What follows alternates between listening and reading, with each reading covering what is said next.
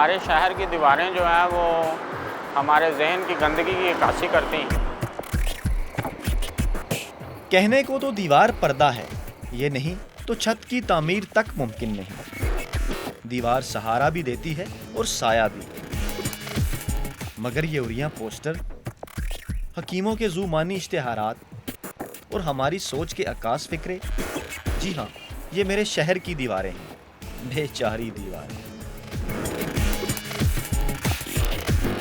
مذہبی اشتہار لگا ہوا ہے، کسی جگہ جلسہ لگا ہوا ہے، کسی جگہ ووٹ دو لکھا ہوا ہے۔ سیاسی نعرے، نجومیوں اور پیروں کے پرفریب جملے، عرس، جلسے، جلوسوں کے اشتہارات بھی ان دیواروں کا چہرہ بگاڑے ہوئے ہیں۔ ایک ہی خوراک میں جوان کر دینے کے دعووں سے کالی ہوئی دیواریں، مجسم سوال ہے، کیا شہر کا شہر ہی مرض میں مبتلا ہے؟ جس کا جو دل کرتا ہے پوسٹر کے اوپر پوسٹر لگا دیتا ہے، کوئی مولوی صاحب کا لگا ہوا ہے، کوئی ڈاکٹر صاحب کا لگا ہوا ہے، کوئی مردانہ طاقت والوں کے اشتہارات مل جائیں گے۔ شہر کی دیواروں پر اشتہارات، سیاسی اور مذہبی نعرے اور اریاں پوسٹر چپکانا تو شاید روایت بن چکا ہے، لیکن ان دیواروں کے سائے بہت سے افراد کی ضرورتوں کا مداوا بھی ہے، جو ہمارے نصف ایمان پر ایک سوالیہ نشان ہے۔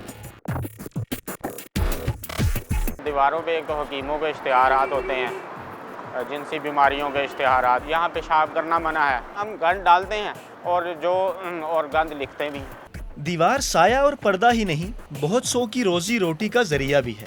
ان بہت سی خدمات کے صلے میں ہم نے انہیں بولنا سکھایا بھی تو کیا، اخلاق سے عاری جملے، اور دیا بھی تو کیا، چیتھڑے در چیتھڑے اور داغدار لباس۔